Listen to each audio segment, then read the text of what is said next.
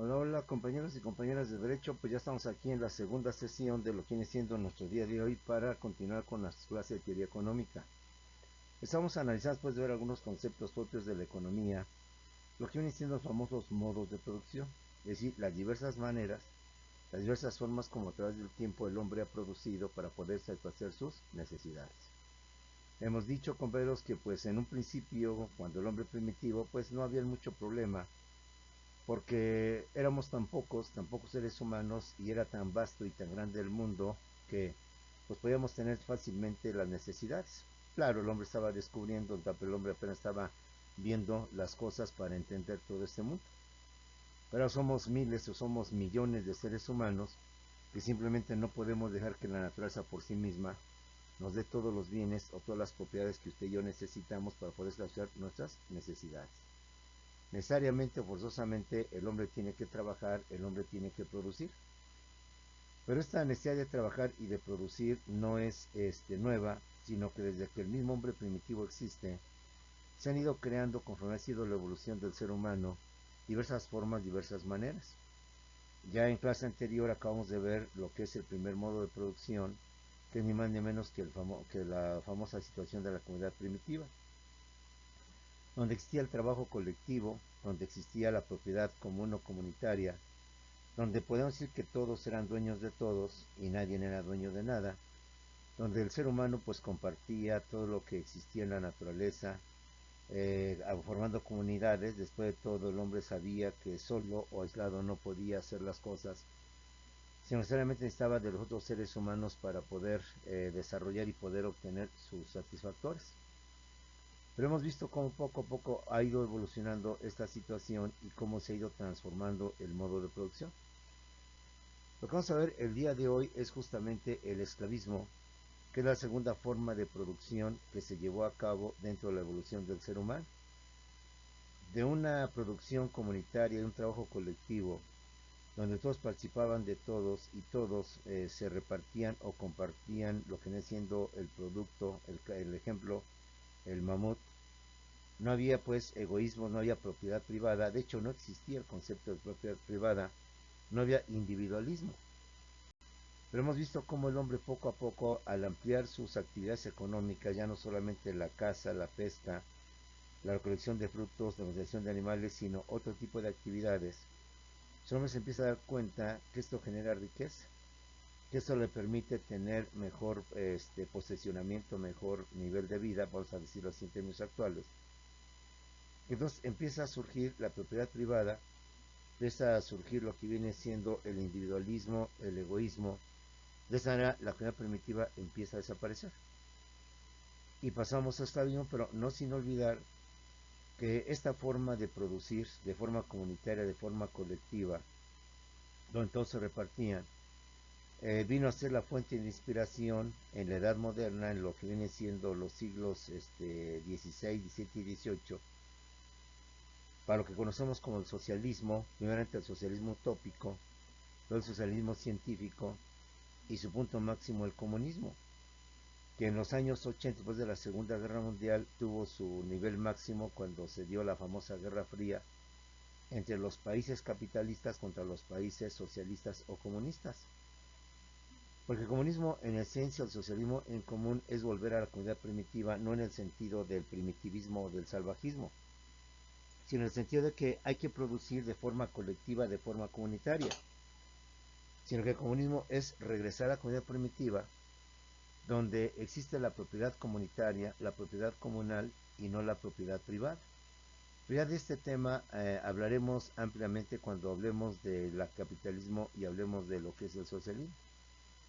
Pero quede claro que desde ahorita la comunidad primitiva viene a ser el antecedente, viene a ser o a constituir la base, el fundamento de lo que siglos más tarde va a ser el comunismo como un régimen económico basado en el trabajo colectivo, basado en la producción colectiva, en la repartición colectiva o comunitaria y en la desaparición de la propiedad privada en sustitución de lo que viene siendo, mejor dicho, la aparición de lugar de la propiedad privada, la propiedad comunal, la propiedad colectiva y de esta manera crear una especie de comunidad primitiva, insisto, no en el estado de salvajismo o de barbarismo, sino en el estado de que pues el Estado viene siendo el dueño de todo y los particulares o las personas pues tenemos que producir de forma colectiva y todos tener esto. Se llegó al extremo de que todos tenían que vestir la misma ropa, la misma indumentaria, a todos se les dotaba de la misma cantidad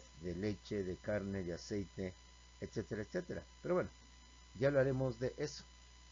Después de la comunidad primitiva, como estamos viendo, y con motivo del incremento de las ganancias de las utilidades, con motivo de las nuevas actividades productivas, surge el segundo modo de producción, que es el esclavismo. Y vamos a ver, para entender el esclavismo, lo que es, y antes de lo que es la transición de la comunidad primitiva a lo que es el segundo modo de producción, cómo se fue dando este cambio, esta transformación, esta transición. Por tanto, antes de ver propiamente lo que es el esclavismo, vamos a ver la transición de la comunidad primitiva a lo que viene siendo el esclavismo. Las mejores técnicas empleadas en el cultivo de la tierra, en la ganadería y el pastoreo, ya el hombre ya incrementa su actividad productiva, actividad económica, propician un incremento en la producción. Ya no es de manera artesanal, ya no es de manera manual. De alguna manera el hombre crea el arado, crea el apoyo de los animales para producir más, para elaborar más y obtener mejores cosechas, mejores siembras. Eso se da obviamente en lo que es la agricultura, en lo que es el campo, pero también se da en la producción de la ganadería y lo que es el pastoreo. Al inventar y crear nuevas técnicas de arado y cosas por el estilo, eso debe pensar que entonces el hombre produce más. Y esto va a propiciar el incremento en la producción. Y de esta manera se va dando o se va propiciando el cambio de comunidad primitiva a lo que viene siendo el esclavismo. Las mejores técnicas empleadas en el cultivo de la tierra, en la ganadería y el pastoreo propician un incremento en la producción. Aparece una forma de dinero, ya lo hemos dicho en la clase anterior, donde aparece el trueque. Ya tenemos sociedades agrícolas y tenemos sociedades ganaderas, donde lo que le falta a la una lo tiene la otra y viceversa. Y originalmente el comercio se inicia a través del trueque, del intercambio de bienes, de unos bienes por otros bienes. Pero al pasar el tiempo se hace necesario el surgimiento de un patrón que permita hacer ese intercambio y empieza a aparecer una forma de dinero, empiezan a circular cuentas, collares, que van a alentar, a incentivar el comercio con otros poblados y generar, por tanto, riqueza. Vamos visualizando cómo se está dando este cambio, esta transición de una sociedad comunitaria a una sociedad, si tú quieres, individualista, egoísta.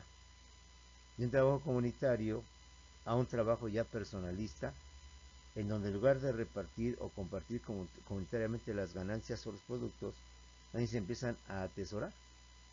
A esto le agregamos que empieza a florecer el comercio como una actividad más dentro de las muchas que existían, pues como vimos en la edad primitiva, pues el comercio no existía propiamente dicho, ni se visualizaba, puesto que el hombre tenía una producción de autoconsumo, de producir nada más lo que él necesitaba sin tener que crear excedentes o producir excedentes que me permitieran poder, tal vez ya no venderlo, que todavía no existía esta situación, sino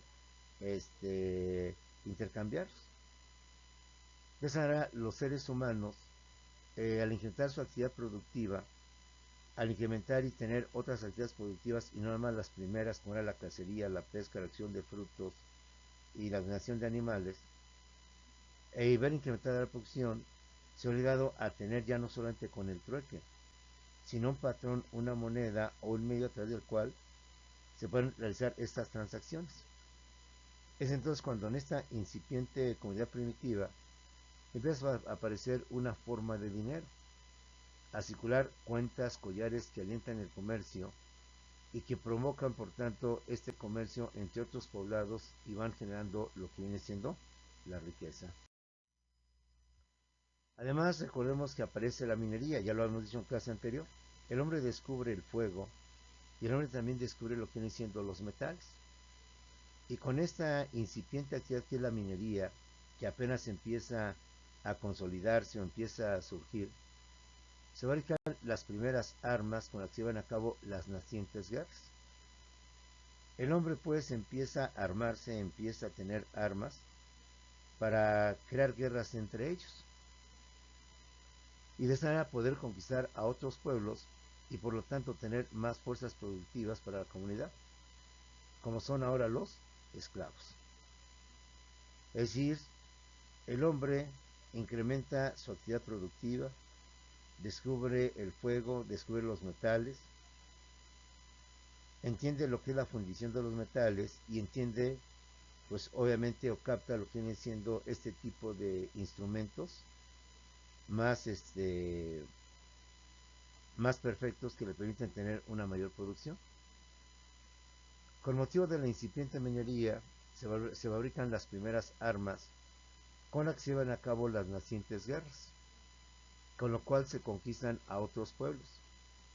Y por lo tanto hay un incremento de fuerzas productivas, porque ya no solamente es el trabajo, es el capital, como vimos en un momento determinado, la tierra, la naturaleza y la organización, sino que ahora con motivo de las conquistas de un pueblo sobre otro pueblo, aparecen por primera vez los esclavos, que llegan a ser parte de lo que viene siendo la producción, y de ahí lo que viene siendo el famoso esclavismo. La abundancia de bienes, el incremento de la producción, la tecnificación y el excedente de artículos de consumo necesario dejaron como consecuencia la aparición de la propiedad privada. Estamos viendo, por tanto, cómo empieza a organizarse la humanidad en otro modelo, en otra forma de producción.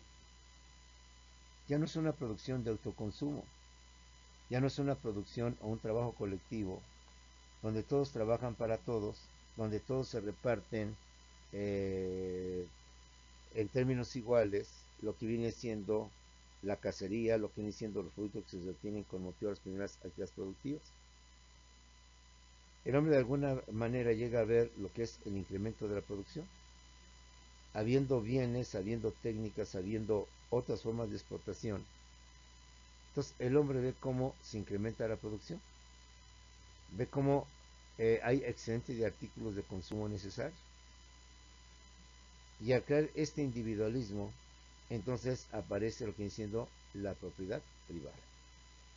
Es decir, la sustitución de la propiedad comunitaria por la propiedad privada.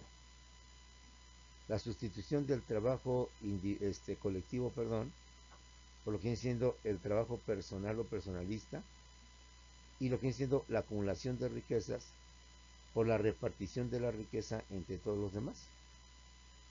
Surge pues una nueva mentalidad, surge por tanto una nueva humanidad, con otro tipo de concepto, otro tipo de realidad, que con estos antecedentes o de estos aspectos, se va consolidando un nuevo régimen económico, un nuevo modo de producción, que viene siendo ni más ni menos que el famoso esclavismo. Y de esta manera ir creando lo que viene siendo este nuevo modelo de producción. De esta manera el hombre se da cuenta que si se organiza y trabaja duro, puede lograr un mayor excedente económico. Después de todo, como seres humanos tenemos nosotros en nuestro ser la intuición, el deseo de poder atesorar, de poder tener más que otras personas. El hombre mal que mal, bien sea por lo que viene siendo su experiencia, por lo que viene siendo su intuición, se da cuenta que si él se organiza y se dedica a trabajar de forma continua, de forma dura, va a lograr o puede lograr, por tanto, una mayor riqueza, un mayor excedente económico y en consecuencia una mayor remuneración, hablando en términos actuales. De esa manera empieza a surgir lo que viene siendo la propiedad privada. El ser humano además empieza a abstenerse de repartir entre los demás miembros de la comunidad los productos que se van obteniendo. Y aquí, si quieres verlo, aparece pues el egoísmo, aparece la individualidad, aparece el ya no compartir los bienes con los demás, como la actividad primitiva incipiente, donde al no haber este tipo de excedentes, al no haber este tipo de riquezas o de ambiciones, si usted lo quiere llamar así, entonces se empieza a generar un nuevo concepto, un nuevo pensamiento. Los seres humanos ya no son tan dados a repartir entre todos los demás hombres pues el producto o las ganancias obtenidas con motivo de la cacería, con motivo de las demás actividades. Van entendiendo que esto más bien es para beneficio propio, y como lo dijimos en el diapositiva anterior, si se saben organizar, y además de saberse organizar, saben también manejar todo lo que vienen siendo las técnicas, van a lograr una mayor producción, un mayor beneficio para ellos. El hombre, por tanto, empieza a dejar el concepto de trabajo colectivo, de todo el concepto de propiedad comunitaria y el concepto de repartición comunitaria de los productos que se obtengan con motivo de las actividades productivas. El ser humano empieza a abstenerse de repartir entre los demás miembros de la comunidad los productos, los bienes, los que va obteniendo con motivo de la cacería, con motivo de la ganadería, con motivo del campo de la agricultura. De manera, él va entendiendo que donde él ha estado tiempo, pues es suyo, es de su propiedad. Que los bienes que se obtienen con motivo de una cosecha, de una siembra, son de él, son de él y de nadie más. Y que no está obligado, que él es el que los trabaja, él es el que tiene la propiedad de esos terrenos, de esas propiedades, es el titular de lo mismo, y que por tanto los productos, así sea un excedente, ya no hay por qué repartirlos. Son de la persona y él sabrá qué hace con todo esto. Como vimos hace rato, al darse cuenta que mientras yo tengo bienes que el otro poblado no tiene, ya no vamos a intercambiar, sino que ahora vamos a tener un costo que implicaría el uso de la moneda, el uso del comercio, para esa manera ir generando lo que viene siendo el funcionamiento, la importancia del dinero, como la unidad a través de la cual permite el intercambio, no intercambio, sino la compraventa de los bienes. El ser humano empieza a abstenerse de repartir entre los demás miembros de la comunidad, y con ello, pues, obviamente, empieza a desaparecer lo que viene siendo la propiedad comunal, la propiedad comunitaria y el trabajo comunitario y la repartición comunitaria. Ahora sí, como se dice coloquialmente, pues cada quien jala agua para su propio beneficio. Ya no es tanto repartir entre todos lo que hemos obtenido, sino más bien soy yo, el individuo, la persona, que tiene solamente acceso a eso, y los demás, pues nada. Al darse este tipo de antecedentes o de situaciones, surge entonces la propiedad privada.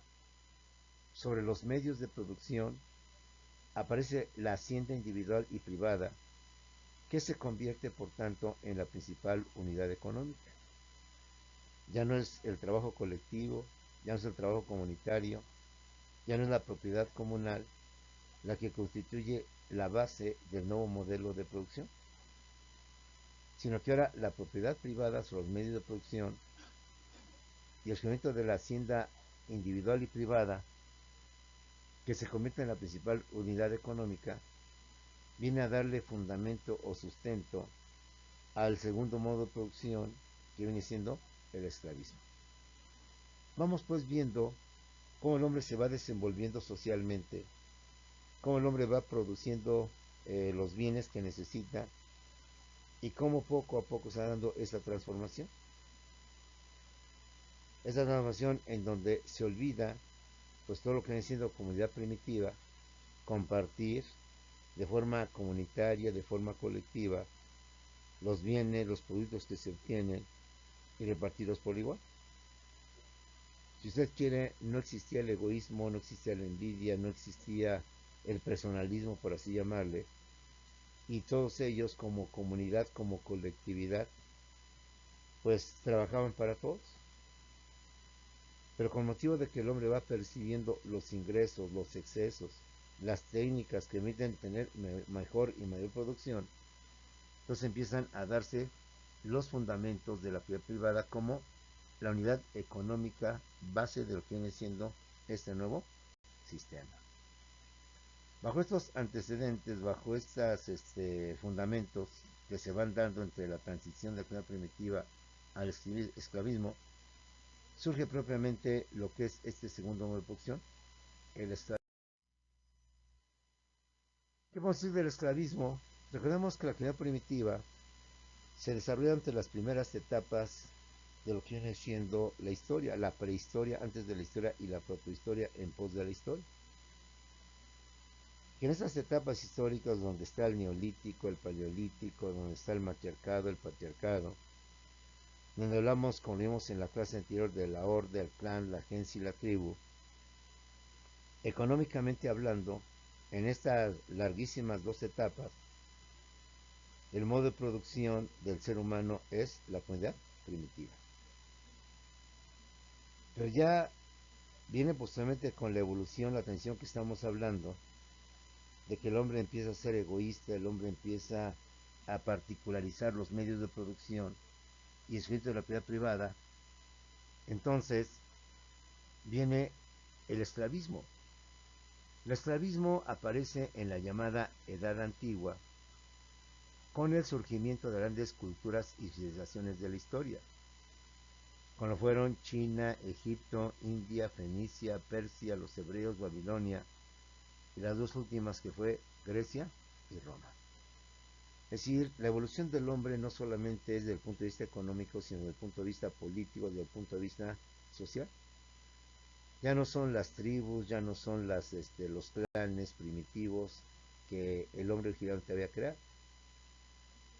El hombre avanza y con motivo de esto aparecen, surgen las primeras grandes civilizaciones y culturas de la antigüedad.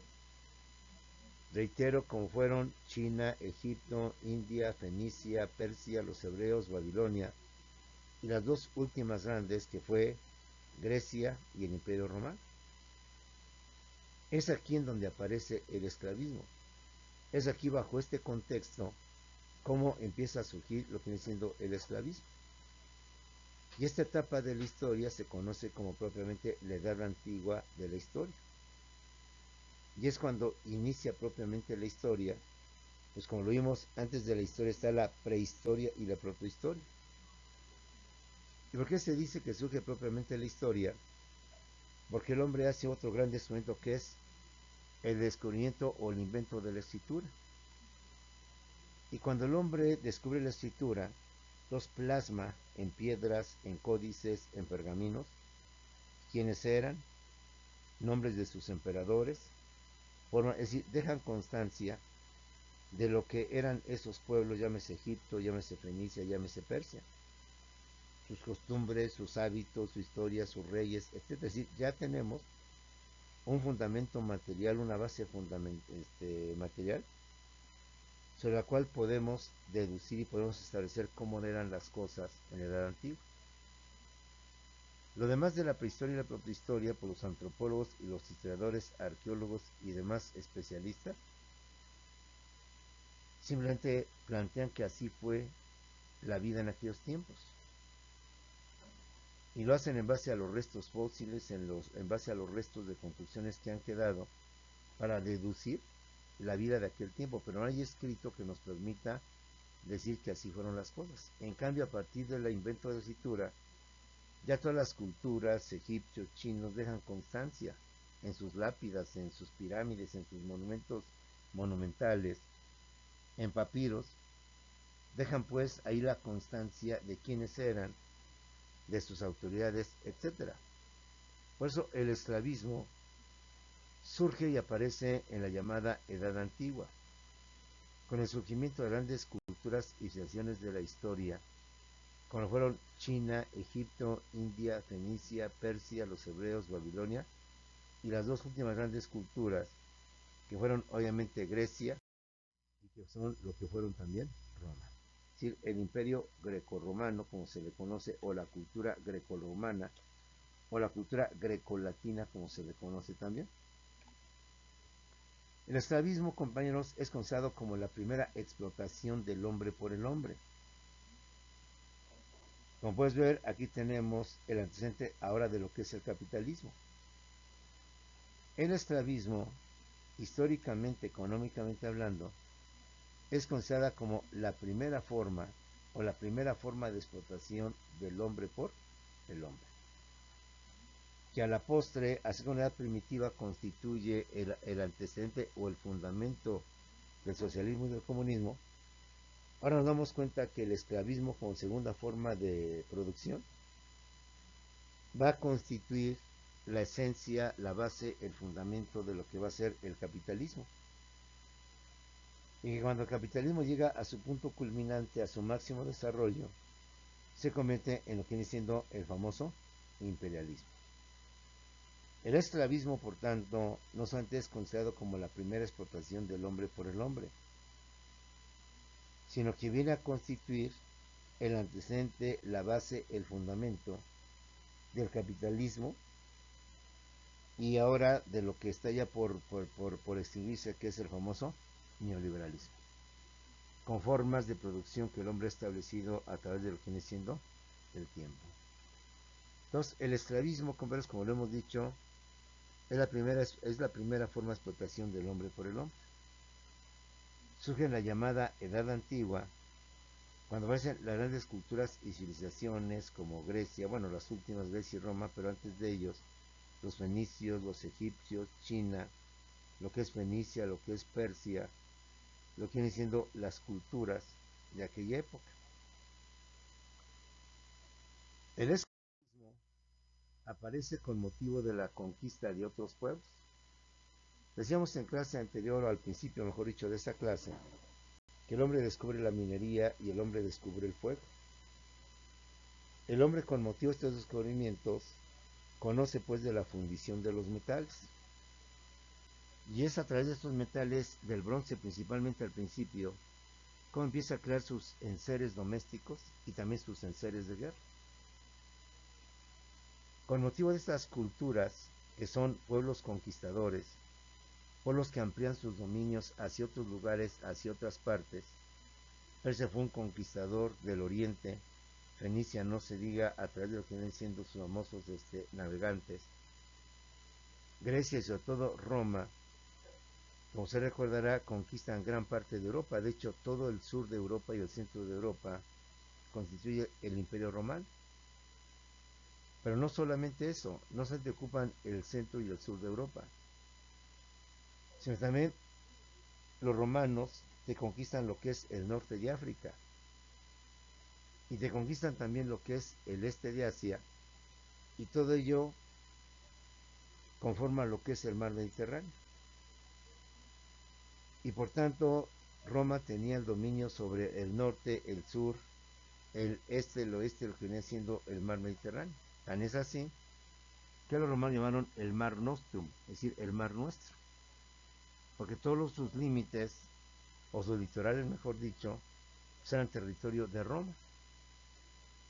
Aparece el esclavismo con motivo de las conquistas a otros pueblos, y con ello su sometimiento y saqueo consecuente, en donde el botín más importante es la fuerza del trabajo, es decir, el esclavo. El propio hombre es convertido en esclavo, en animal o bestia de carga y de trabajo. Estos imperios, en su afán de ser grandes, poderosos, Grecia, Roma, sí lo fueron, empiezan a conquistar a otros pueblos y logran no solamente el sometimiento de los pueblos conquistados, sino que utilizan a los hombres, ahora hechos prisioneros, ahora ya convertidos en prisioneros de estas potencias, que los convierten en esclavos. Y con ello el botín más preciado que se hace con motivo de las guerras viene siendo justamente la fuerza de trabajo, es decir, el propio ser humano, al cual lo convertimos en esclavo, y al convertirlo en esclavo, lo convertimos en una especie de animal o de bestia de carga y de trabajo. Al aparecer, por tanto, estos pueblos conquistadores y conquistados, esos pueblos dominadores que se imponen a otros más débiles, independientemente de pedirles tributos, pues también consiguen lo que vienen siendo los esclavos. Y con motivo de la aparición de los esclavos, es como surge entonces este segundo modo de producción, que es el esclavismo, que deriva justamente de lo que es, por razones obvias lógicas, lo que viene siendo este segundo modo de producción. Las características de las relaciones de producción de este periodo es la propiedad privada, es decir, desaparece la propiedad comunal, como te lo he dicho, de los conquistadores o esclavistas. sobre los medios de producción y concretamente sobre los esclavos. Si los pueblos conquistadores, grandes potencias que hemos hablado, Grecia, Roma, Fenicia y Persia, en su momento oportuno se constituyen, vienen a establecer ya la famosa propiedad privada sobre los medios de producción y principalmente sobre los esclavos. Los esclavos, por tanto, se convierten en un bien, en una cosa, en un objeto, en beneficio de las grandes potencias, en beneficio de grandes culturas como son, insisto, Grecia, Egipto, China, en su momento cada una de ellas hasta el final que viene siendo Grecia y Roma. La característica de las relaciones de producción de este periodo es la propiedad privada de los conquistadores o esclavistas sobre los medios de producción y sobre los esclavos. El esclavo en aquel tiempo, compañeros, era una nueva mercancía, es decir, se veía como un objeto, se veía como una cosa, no se veía como un ser humano. Eran tratados como bestias. Se podía inclusive disponer de ellos. Se les compraba, se les vendía, incluso se les podía matar. Y no por ello se creaba la comisión de un delito o se creaba alguna sanción. El esclavo en aquellos tiempos, insisto, era considerado más que como un ser humano, más que como una persona, y menos pensar en los derechos humanos, como un objeto, como una cosa, lo peor, como una mercancía, que le iba a permitir beneficios pues solamente a quienes tuvieran esclavos a su disposición, los cuales, como hemos visto, se obtenían principalmente con motivo de que los pueblos conquistadores dominaban, sometían y esclavizaban a los pueblos derrotados, vencidos. El esclavo, además de considerarlo como una mercancía, era tratado como una bestia, como dijimos hace rato, una bestia de carga y de descarga. Tan era así de denigrar al esclavo, de verlo como un objeto, como una cosa y no como una persona, que incluso con el esclavo se podía vender, se podía comprar. Y en Roma, por ejemplo, se tenía la facultad de poder disponer del esclavo y de poderlo matar, sin que hubiera por ello la comisión de un delito, sino se mantenía dentro de lo que es la impunidad total y completa. El hijo de un esclavo o esclava era un esclavo más. Es decir, el hecho de que los esclavos tuvieran a sus hijos no significaba que ellos quedaban libres, sino que ellos también eran esclavos y que se convertían en esclavos. Porque tanto su padre como su madre o alguno de ellos tenían esa condición de esclavos en estas culturas inequitativas, desiguales, etcétera, etcétera. El hijo de un esclavo o esclava era un esclavo más. El mismo Aristóteles, gran filósofo que en filosofía se alaba junto con los clásicos Sócrates, Platón y Aristóteles, e independientemente de otros, Aristóteles decía que los esclavos eran animales parlantes. Un filósofo de la talla de Aristóteles, del nivel de Sócrates y de Platón, nosotros estudiamos y conocemos ampliamente, o al menos tenemos idea de Platón y de Sócrates, ya visualizaba y justificaba dentro del Imperio Romano que el esclavo no era sino más que un animal parlante, un animal que habla, a diferencia de los demás animales. Y que bajo esta perspectiva, siendo el esclavo o teniendo la condición de cosa, de bien, de objeto, de mercancía,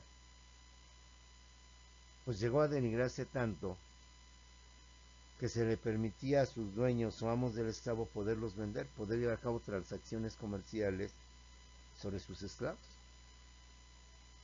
Y no solo eso, sino que incluso al esclavo se le podía matar.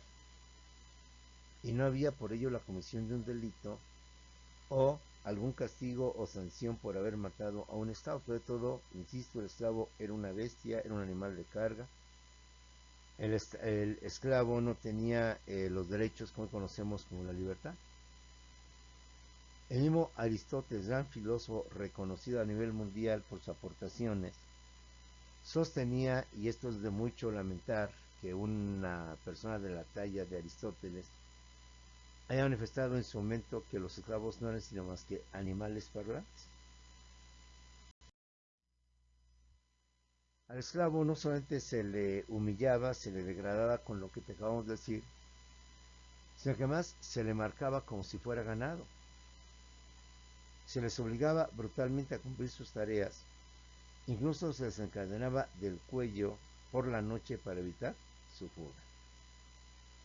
Como puedes ver, el ser humano que por desgracia había caído en poder de Roma al haber conquistado y dominado a sus autoridades y llegar a la conquista de sus pueblos, se convertía en automático en esclavo, cuyas condiciones, como acabamos de ver, pues eran de lo más denigrante, de lo más desagradable hacia el trato del ser humano. Por principio se les daba el trato de bestias, el trato de mercancías, el trato de objetos, más no de seres humanos. Se les podía vender, se les podía comprar, se les podía pues ofrecer como si fueran una mercancía. Sí, no sería como seres humanos, una mercancía que podía comprarse, que podía venderse y quizás lo peor. Los dueños o propietarios de los esclavos tenían el derecho de disponer de ellos, incluso hasta de matarlos. Y no por eso se cometía un delito o se cometía algo como actualmente y en todas las épocas. Podemos matar un animal, cualquier de estos animales, una bestia para la comida, los alimentos, y no hay delito. Fíjate el nivel que se llegó a considerar al esclavo durante esta etapa, de ahí que el medio de producción, el segundo, viene siendo el esclavismo. A los esclavos no solamente se les obligaba, se les trataba como bestias, como mercancías, y se les podía vender incluso hasta matar, que se les marcaba como si fueran ganado. Se les obligaba brutalmente a cumplir sus tareas, incluso les encadenaba del cuello por la noche para evitar lo que viene siendo su fuga. El Estado, el imperio o los reyes eran poseedores de innumerables esclavos.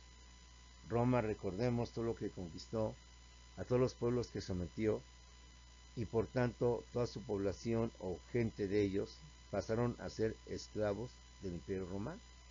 Lo mismo pasó con los egipcios, lo mismo pasó con los persas. Pueblos conquistadores que en su momento de mayor supremacía lograban obtener una gran cantidad de esclavos. Es decir, la guerra se convirtió en el medio o en el instrumento a través de lo cual los pueblos vencedores o conquistadores, independientemente de las riquezas o de los bienes que podían saquear u obtener del pueblo o de la cultura conquistada, ellos también iban por apropiarse de sus habitantes, a los cuales los convertían en esclavos. El Estado, por tanto, el imperio, si usted lo quiere mejor manejar así, era poseedor de innumerables esclavos, lo que le permitía que estas clases conquistadoras, estos pueblos conquistadores como Grecia, como Roma, como Persia, tuvieran lujos y tuvieran, por tanto, mejores niveles de vida. Y al tener estos lujos, detrás de cada piedra levantada, de cada piedra pulida, esculpida o pintada, estaba la sangre, la muerte, el dolor y la crueldad, que viene siendo una época. Una época que, volvemos a repetir, se distingue por el esclavismo, como la primera explotación del hombre por el hombre, dado los antecedentes que se han dado entre la transición de la actividad primitiva a lo que viene siendo el famoso esclavismo. Considerada, insisto, como la primera explotación del hombre por el hombre. La segunda explotación del hombre por el hombre lo constituye el capitalismo. Por eso no es nada difícil entender que, así como la comunidad primitiva, comunidad comunitaria, de colectivo, constituye el fundamento, la base de lo que es o de lo que se pretendió ser con el socialismo y el comunismo, ahora vemos que a través del esclavismo y de la forma en cómo se manejaba la economía en aquel tiempo, donde se sometía a las personas, convirtiéndolas en esclavos, en mercancías, en objetos o en cosas, dio lugar entonces a este segundo modo de producción, donde el Estado, en este caso el Imperio Romano, a guisa de ejemplo, también podemos hablar de los egipcios y demás culturas, con motivo de su avance y de la derrota de los pueblos a los cuales iban sometiendo, convertían a sus pobladores en esclavos. El esclavo, por tanto, se convierte en la principal fuerza de trabajo, en el principal motor de la producción, lo que va a permitir en consecuencia el auge de estos pueblos, de estas culturas, de estas civilizaciones. Y aunque el esclavismo obviamente es de reprochar, es de criticar, es de no estar de acuerdo, ya veremos en la siguiente clase que aunque parezca increíble y parezca un poco ilógico, gracias al esclavismo, y perdón por emplear la palabra, gracias al esclavismo, surgen las ciencias, surge el arte, surge la cultura, florece en gran manera el conocimiento. Porque los pueblos conquistadores, al tener mano de obra, al tener personal que hace las funciones propias de la labranza, propias del campo, propias de todo, los pueblos conquistadores, por tanto, tuvieron el tiempo para poder filosofar, poder analizar, poder investigar, poder estudiar todo cuanto aquejaba a la humanidad. Y aunque el esclavismo es reprobable, es decir, es injustificable,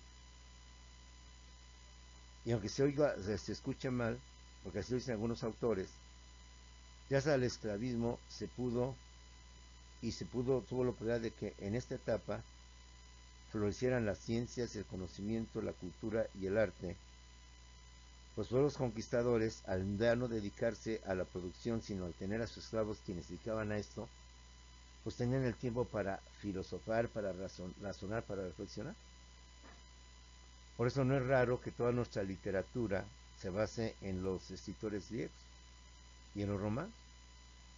Por eso no es raro que toda nuestra filosofía y todo nuestro conocimiento, las matemáticas, Pitágoras, Arquímedes, se basen justamente en los conocimientos de lo que son estas últimas dos culturas.